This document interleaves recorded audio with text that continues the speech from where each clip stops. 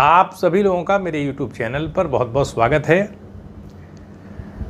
शंकराचार्य का सबसे बड़ा योगदान अगर देखा जाए तो शंकराचार्य ने लोगों को ये बताने का प्रयास किया कि एक शक्ति ऐसी है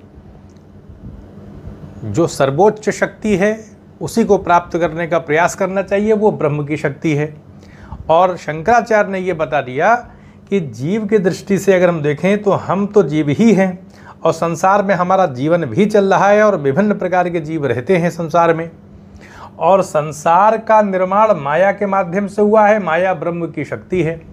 तो सीधी सी बात है कि ये कोई माया कोई मामूली शक्ति नहीं होगी। इतना बड़ा ब्रह्मांड रचा गया है, अलग अलग प्रकार के जीव जंतु, वो पूरा आकर्षण इस संसार में है, तो ये कोई छोटी मोटी शक्ति नहीं, एक पावर है ये। और ये जगत दिखाई पड़ रहा है। तो अब यहाँ पर एक प्रश्न उठेगा कि जगत के अंदर जितने विभिन्न प्रकार के पदार्थ दिखाई पड़ रहे हैं, क्या उनको वास्तविक मान सकते हैं हम? वास्तविक मानने का मतलब है कि एक तो दो प्रकार की चीज़ें, एक तात्विक और एक होता है वास्तविक। तत्व का मतलब होता है जैसे दूध है, अब दूध से दही, ये एक तात्विक परिवर्तन है। हम पहाड़ को छूते हैं तो हमें ठोस पहाड़ लगता है, हम चढ़ते हैं पहाड़ के ऊपर।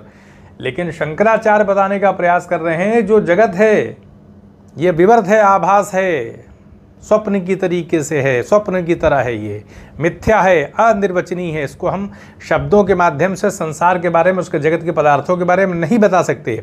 ऐसा इसलिए है क्योंकि ये माया के माध्यम से बना है। जैसे रस्सी पड़ी रहती है, हम उसको सांप के तौर पर देखते हैं। अब रस्सी को हम सांप के तौर पर देख रहे हैं, तो जिस समय हमें रस्सी सांप के तौर पर दिख रही है उस समय तो हमें सांप ही की प्रतीति होती है। हम डर भी जाते हैं, पीछे हट जाते हैं, रास्ता छोड़ देते हैं। जादूगर की नोट हमें एकदम वास्तविक लगती है लेकिन वो होती नहीं है।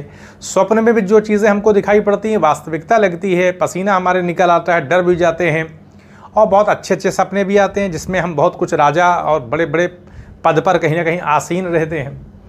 तो कहने का अर्थ ये है कि ये जो माया है, इसी माया के माध्यम से जगत जो है विवर्त रूप में आभास के तौर पर बना है। उसका कारण ये है कि ब्रह्म से ये जगत नहीं उत्पन्न हो सकता सीधे तौर पर, तात्विक परिवर्तन हो जाएगा। तात्विक परिवर्तन नहीं है, ब्रह्म के स्वरूप से कुछ निर्मित नहीं हुआ है। क्योंकि अगर संसार ब्रह्म के स्वरूप से बन जाएगा तो फिर संसार में कभी क्षय की स्थिति नहीं दिखाई पड़ेगी, पतन की अवस्था कभी नहीं दिखाई पड़ेगी।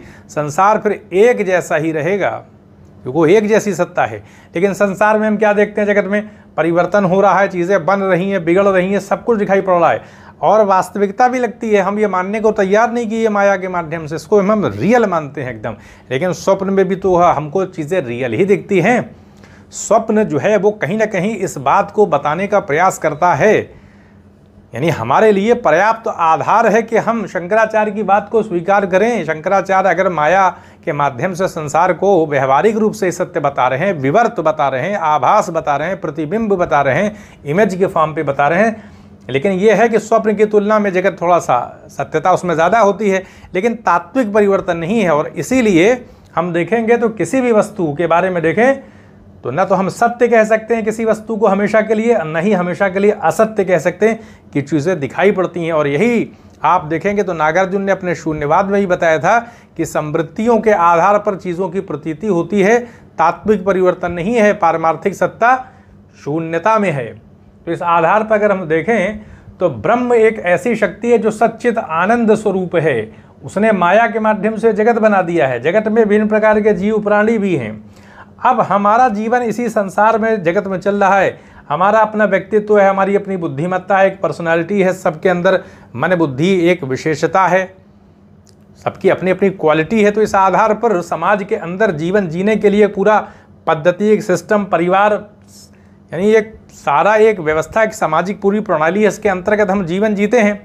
तो हमारे लिए अवसर होना चाहिए कि हम इस जगत की वास्तविकता को समझें, क्योंकि ये माया से जगत बना हुआ है, ये वास्तविक है नहीं, मिथ्या है। तो अगर जीव के माध्यम से इस जगत के स्वरूप को जान लिया जाए तो ये माया के माध्यम से निर्मित जगत जो है अपनी वास्तविकता को प्रकट कर देगा और फिर कहीं ना कहीं हम ब्रह्म को जान लेंगे। कुछ जैसे ही माया का पर्दा हटेगा ब्रह्म की स्थिति प्रकट हो जाएगी। क्योंकि इसको हमें इसका नाश करने के लिए, यानी माया शक्ति को अपने ऊपर से अप्रभावी बनाने के लिए ज़रूरी है कि हम ज्ञान के माध्यम से चलें। क्योंकि अज्ञान के वजह से ही जीव को जगत के अंदर वास्तविकता की प्रतीति होती है। कहीं ना कहीं बुद्धि में एक अज्ञान की अवस्था हमारे मेंटल लेवल पे ही रहेगी और वो अज्ञान हमको घेरे रहता है। हम जगत को वास्तविक मानने लगते हैं और इसी में जीवन जीते हैं, संसार से चले जाते हैं। तो इस माया के पर्दे को हटाने के लिए ज़रूरी है कि हम ज्ञान मार्ग पर चलें, क्योंकि ब्रह्म के माध्यम से, माया शक्ति के जरिए माध्यम से जगत बनाया गया है और हमारे ऊपर अज्ञान का पर्दा कहीं ना कहीं पड़ा हुआ माया की वजह से। क्योंकि हम रस्सी में सांप देखते हैं तो अगर प्रकाश कर दिया जाए तो वहाँ रस्सी दिखने लगेगी, अंधकार की वजह से हल्का सा अंधेरा रहता है तो रस्सी सांप के तौर पे दिखने लगती। तो इसीलिए ज्ञान मार्ग का है, क्योंकि माया के माध्यम से जो कुछ भी रचा गया है वो सब अविद्या, अज्ञान की वजह से बना है और अज्ञान का नाश ज्ञान से ही होगा, विद्या से ही होगा। इसीलिए शंकराचार्य ज्ञान मार्ग की बात करते हैं, ज्ञान के माध्यम से ही मोक्ष की प्राप्ति होगी। अब यह है कि शंकराचार्य ने तो बता दिया है, सारी चीज़ों को लिख दिया है, जितना उनको प्रयास करना था उन्होंने आगे आने वाले लोगों के लिए पुस्तकीय रूप में भी, सैद्धांतिक पक्षों में भी दिन रात परिश्रम करके सब लिख दिया है।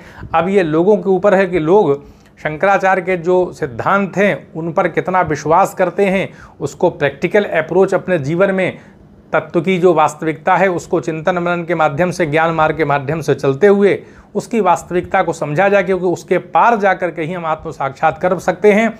हमें अपने अंतःकरण में झांकना पड़ेगा, संसार से कहीं ना कहीं थोड़ा बहुत अपने को हटाना पड़ेगा, ज्ञान मार्ग पर लगाना पड़ेगा। शंकराचार्य ने जो मार्ग बताया है, इससे क्या होगा कि हम जगत की वास्तविकता को समझ जाएंगे। अज्ञान का पर्दा जैसे ही ज्ञान से हटेगा, हमको पता लग जाएगा हमारा जो अपना वास्तविक स्वरूप है, चेतनामय चैतन्य स्वरूप सत्ता तो हमारी ही है, आत्मा तो ब्रह्म ही है। इस आधार पर जब हम आत्म साक्षात करेंगे उसी ब्रह्म को ही प्राप्त कर लेंगे।